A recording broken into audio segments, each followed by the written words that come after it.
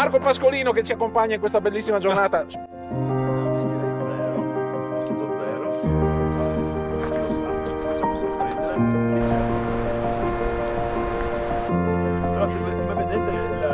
corso d'acqua, per chi conosce l'Isonzo nel tratto sloveno, è molto simile e il colore è legato al sale e portare con sé in soluzione.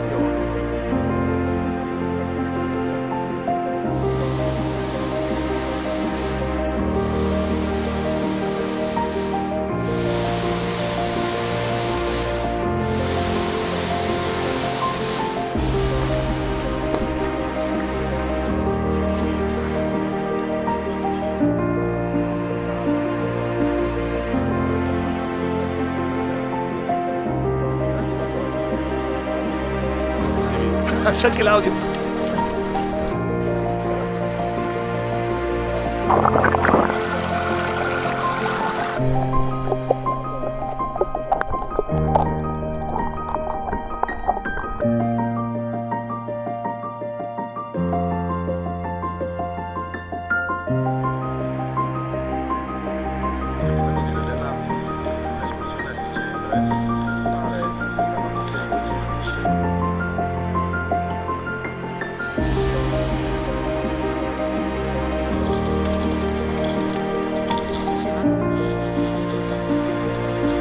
Ce l'abbiamo fatta, complimenti a tutti, complimenti a tutti, siamo arrivati al tasso e siamo rimasti di sasso.